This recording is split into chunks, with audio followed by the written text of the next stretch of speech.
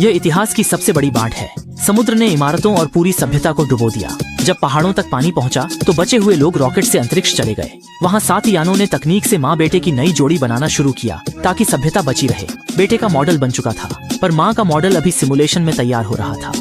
जैसे ही सिम्युलेटर तेजी से शुरू हुआ, अन्ना एक बार फिर गहरी नींद से जाग उठी। उसकी पिछली यादें मिटा दी गई थीं और वह फिर से उस दिन पर लौट आई जब विशाल बाढ़ आई थी। घर में अब भी समुद्र का पानी भरा हुआ था। उसे सुरक्षा विभाग से फोन आया कि वह और उसका बेटा जल्दी से ऊंचाई पर शरण लें। अन्ना बिना रुके अपने बच्चे को लेकर तुरंत बाहर निकल गई। तीसरी मंजिल की सीढ़ियों में भी पानी घुटनों तक आ गया था। भागते हुए पड़ोसी अब भी सीढ़ियों पर भीड़ लगाए हुए थे और सभी छत की ओर भाग रहे थे। तभी एक विशाल लाल लहर इमारत की ओर आई और पल भर में अन्ना के अपार्टमेंट को पूरी तरह डुबो दिया।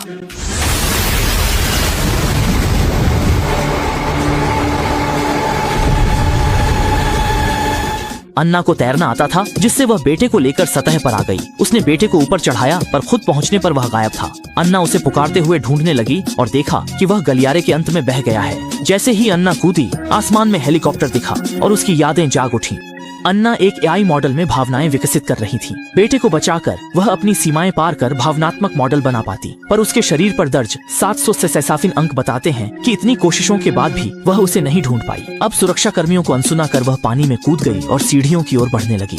उसने फिर लिफ्ट में फंसी लड़की की पुकार सुनी। पिछली बार उसे न बचा पाने से बेटे का सुराग छूट गया था, इसलिए इस बार उसने उसे बचाने की ठान ली। ताकत लगाकर उसने दरवाजा खोला और लड़की को निकाल लिया। सुराग मिलते ही वह कमरे की ओर भागी। अब अन्ना के शरीर पर अंक 4007 थे। दरअसल 4006वीं बार वह लुटेरे के हाथों मारी गई थी। अब उसने सामने वाले से मदद मांगने का फैसला किया।